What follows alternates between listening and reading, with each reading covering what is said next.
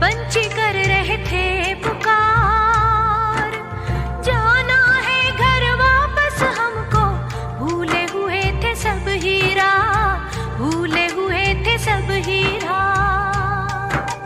एक दिन सांझ ढले इस जग में,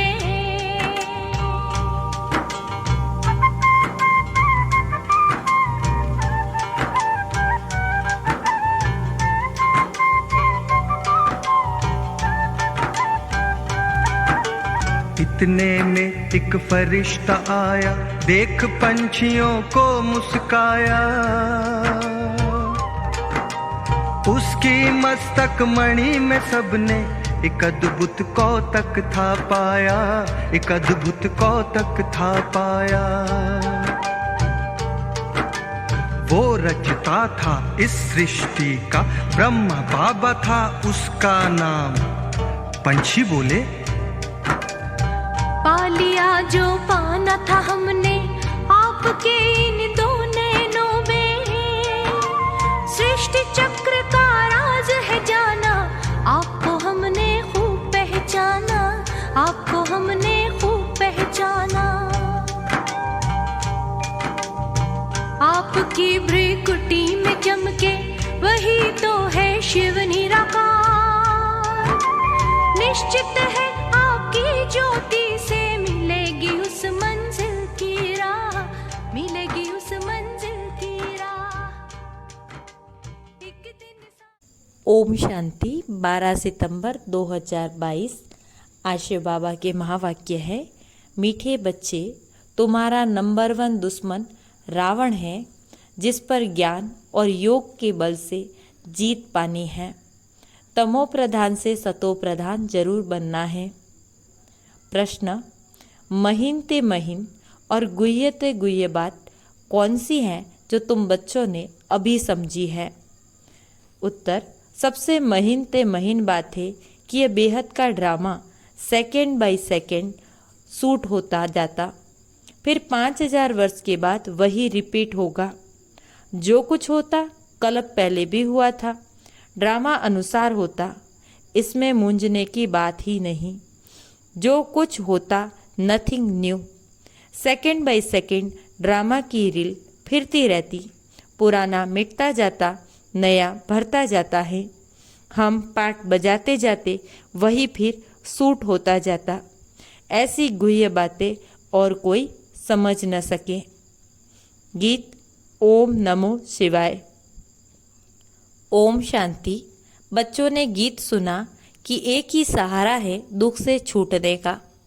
गायन है ना, सबका दुख हरता सुख करता एक ही भगवान है, तो जरूर एक ही ने आकर सबका दुख हरा है और बच्चों को सुख शांति का वर्षा दिया है, इसीलिए गायन है। परंतु कल्प को बहुत लंबा चौड़ा बताने के कारण मनुष्य कुछ भी समझते नहीं हैं। तुम तो जानते हो बाबा सुख धाम का वर्षा देते हैं और रावण दुख धाम का वर्षा देते। सतयुग में सुख है, कलयुग में दुख। यह किसी की बुद्धि में नहीं था कि सतयुग था। दुख हरता सुख करता कौन है, समझते भी नहीं। समझते भी है कि जरूर परमपिता परमात्मा ही होगा। भारत सतयुग था, लक्ष्मी नारायण का राज्य था। यह कहते हुए भी जो शास्त्रों में सुना कि वहाँ यह कंस, जरासंधि, रावण आदि थे, इसलिए कोई बात में ठहरते नहीं। तुम जानते हो यह सब खेल हैं। तुम्हारी बुद्धि में है कि हमारा पहला पहला दुश्मन रावण बनता है। पहले तुम राज्य करते थे, फिर वाम मार्ग में जाकर राजाई गंवा दी। इन बातों को तुम ब्राह्मण बच्चे ही जानते हो। तुम्हारा और किसी दुश्मन पर अटेंशन नहीं है। तुम जिसको दुश्मन समझते हो वह किसकी बुद्धि में होगा ही नहीं।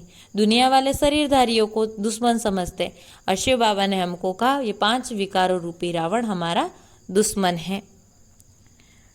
तो अब यही भारत का नंबर 1 दुश्मन है, इस पर तुमको जीत पानी है। शिव बाबा का जन्म भी भारत में ही होता। यह है भी बरोबर परम पिता परमात्मा की जन्मभूमि। शिव जयंती भी मनाते हैं, परंतु शिव ने आकर क्या किया यह किसी को पता नहीं है। तुम तो जानते हो भारत ऊंचे से ऊंचा खंड था। धनवान ते धनवान 100% हेल्दी वेल्दी हैप्पी थे। सुख संपत्ति पवित्रता से संपन्न ये देश था। और कोई धर्म इतने संपत्तिवान इतने हेल्दी हो न सके। बाप देखो किसको बैठकर सुनाते। अब लाए कुब्जाए साधारण आत्माएं अभी परमात्मा से ये सत्युग की पढ़ाई पढ़ रहे हैं। वे साहूकार लोग तो अपने धन की ही खुशी में रहते। तुम हो गरीब ते गरीब, नहीं तो इतनी ऊंच ते ऊंच पढ़ाई ऊंचे मनुष्यों को पढ़ानी चाहिए, परंतु नहीं, पढ़ते हैं गरीब साधारण। तुम कुछ भी शास्त्र आदि नहीं पढ़े हो तो बहुत अच्छा। बाप कहते जो कुछ सुना है व पढ़ा है वह सब भूल जाओ। हम नई बात सुनाते हैं। सबसे नंबर 1 दुश्मन भी रावण है, जिस पर तुम बच्चे ज्ञान और योग के बल से जीत पाते हो। बरोबर 5000 वर्ष पहले भी बाबा ने राजयोग सिखाया था, जिससे राजाई प्राप्त की थी। अब फिर माया पर जीत पाने के लिए बाप राजयोग सिखा रहे हैं। इसको ज्ञान योग बल कहते हैं। आत्माओं को कहते मुझे याद करो, भगवान निराकार है। उनको राजयोग सिखाने जरूर आना पड़े। ब्रह्मा भी बूढ़ा है, बहुत जन्मों के अंत के जन्म में है। भारत में गीता आदि सुनाने वाले तो ढेर हैं, परंतु यह तुमको कोई नहीं कहेंगे कि विकारों रूपी रावण पर तुम्हें जीत पानी है। मामे कम याद करो, ऐसा शब्द और कोई कह नहीं सकता। बाबा कहते यह तो बाप ही आकर आत्माओं को कहते आत्म अभिमानी बनो। जितना बनेंगे उतना बाप को याद कर सकेंगे, उतना तमो प्रधान से सतो प्रधान बनेंगे। तुम तो जानते हो हम सतो प्रधान देवी देवता थे, अब हम आसुरी बने हैं। 84 जन्म पूरे हुए, अब यह है अंतिम जन्म।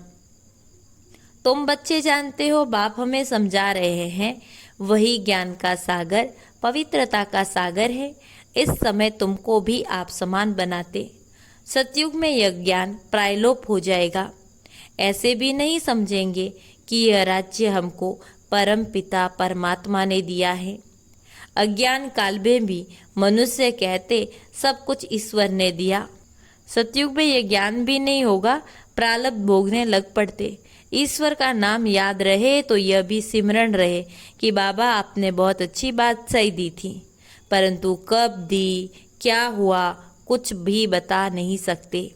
वहाँ धन भी बहुत रहता, एरोप्लेन आदि तो होते ही फुल प्रूफ है, जो लड़ाई ना हो सके, जहाँ एक्सीडेंट ना हो सके, ऐसे फुल प्रूफ एरोप्लेन होंगे। अब तुम बच्चे किस धुन में हो, दुनिया किस धुन में है तुम जानते हो। उन्हों का है बाहुबल और तुम्हारा है योग बल, जिससे दुश्मन पर तुम जीत पाते हो। ये राजयोग सिवाय शिव बाबा के कोई सिखा न सके। बाप कहते हैं मैं बहुत जन्मों के अंत में इनमें ही आकर प्रवेश करता हूँ, जिससे कल्प पहले भी मैंने प्रवेश किया। इनका नाम ब्रह्मा रखा था। तुम सब बच्चों के नाम भी आए थे ना, कितने फर्स्ट क्लास नाम रखे थे। बाबा तो इतने नाम याद भी नहीं कर सकते।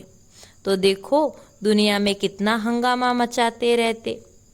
तुमको यहाँ शांति में बैठ बाबा को याद करना है। यह है मोस्ट बिलवेड माता पिता, जो कहते हैं कि बच्चे इस काम पर पहले तुम जीत पहनो, इसलिए रक्षाबंधन का त्योहार चला आता। यह पवित्रता की राखी भी तुम बांधते हो। सतयुग त्रेता में ये त्योहार आदि नहीं मनाएंगे, फिर भक्ति मार्ग में शुरू होंगे। बाप इस समय प्रतिज्ञा कराते हैं पवित्र दुनिया का मालिक बनना है तो पवित्र भी जरूर बनना है। मुझे याद करो तो इस योग अग्नि से पाप दग्ध होंगे। तुमको तमो प्रधान से सतो प्रधान बनना है। कोई तो नापास भी हो जाते, जिसकी निशानी भी राम को दिखाई है, बाकी कोई हिंसा आदि की बात नहीं। तुम भी क्षत्रिय हो, माया पर जीत न पाने वाले नापास हो पड़ते। 16 कला के बदले 14 कला बन पड़ते। कोई सतो प्रधान, कोई फिर रजोबी बनते। वैसे फिर राजधानी में भी नंबरवार पद होगा। जो ब्रह्मा कुमार कुमारी कहलाते वही वर्षे के हकदार बनते। फिर इसमें जो पुरुषार्थ करेंगे और कराएंगे। बहुतों को आप समान बनाने की सर्विस की है। तुमको फिर इस अंत के जन्म में ही तमो प्रधान से सतो प्रधान बनना है। यह है रूहानी भट्टी। वह जो कराची में तुम्हारी भट्टी बनी वह और बात थी। यह योग की भट्टी और है। यह है योग बल की भट्टी जिसमें किचड़ा सब निकल जाता। वहाँ तो तुम अपनी भट्टी में थे, कोई से मिलना नहीं होता था। यह है योग की भट्टी, अपने लिए मेहनत करनी होती है। आत्मा ही समझती है, आत्मा ही ज्ञान सुनती है आर्गन्स के द्वारा। आत्मा ही संस्कार ले जाती है। जैसे बाबा लड़ाई वालों का मिसाल देते, संस्कार ले जाते हैं ना, दूसरे जन्म में फिर लड़ाई में चले जाते। वैसे तुम बच्चे भी संस्कार ले जाते हो। वह जिस्मानी मिलिट्री में चले जाते। तुम्हारे में से भी कोई शरीर छोड़ते हैं तो इस रूहानी मिलिट्री में आ जाते। कर्मों का हिसाब किताब बीच में चुकतू करने जाते। ऐसे बहुत होंगे। एक एक के लिए बाबा से थोड़े ही पूछना है। बाप कहेंगे इससे तुम्हारे को क्या फायदा, तुम अपने धंधे में रहो, पापों को भस्म करने का ख्याल करो। यह भोग आदि जो लगाते हैं यह भी ड्रामा में है, जो सेकंड बाय सेकंड होता। ड्रामा शूट होता जाता, फिर 5000 वर्ष के बाद वही ड्रामा रिपीट होगा। जो कुछ होता कल पहले भी हुआ था। ड्रामा अनुसार रील फिरती रहती है। पुराना मिटता जाता, नया बढ़ता जाता। हम पाठ बजाते जाते, वही फिर शूट होता है। ये महीन बातें कोई शास्त्रों में नहीं है। तुम बच्चों को पहले पहले ये निश्चय करना है कि बाप स्वर्ग की स्थापना करने वाला है। बाबा कहते बरोबर भारत को बाप से स्वर्ग का वर्षा मिला था, फिर कैसे गवाया ये समझाना पड़े। हार जीत का खेल है, माया ते हारे हार है। मनुष्य माया को धन समझ लेते। वास्तव में माया 5 विकारों को कहा जाता। कोई के पास धन होगा तो कहेंगे इनके पास तो बहुत माया है। यह भी किसी को पता नहीं। अब कहाँ प्रकृति और कहाँ माया, अलग अलग अर्थ है ना। मैगजीन में लिख सकते हो कि भारतवासियों का नंबर 1 दुश्मन यह रावण है, जिसने दुनिया को दुर्गति में पहुंचाया। रावण राज्य शुरू होने से ही भक्ति शुरू हो जाती। ब्रह्मा की रात भक्ति मार्ग में धक्के ही खाने पड़ते। ब्रह्मा का दिन चढ़ती कला, ब्रह्मा की रात उतरती कला है। अब बाप कहते हैं इस माया रावण पर जीत पानी है। बाप श्रीमत देते हैं श्रेष्ठ बनने के लिए। लाडले बच्चे मुझ बाप को याद करो, विक्रमाजीत बनने का और कोई उपाय नहीं। तुम बच्चों को भक्ति मार्ग के धक्कों से छुड़ाते हैं। अब रात पूरी हो, प्रभात होती। दिन माना सुख, रात माना दुख। यह सुख दुख का खेल है। बाप यह सब राज बताकर तुमको त्रिकालदर्शी बनाते हैं।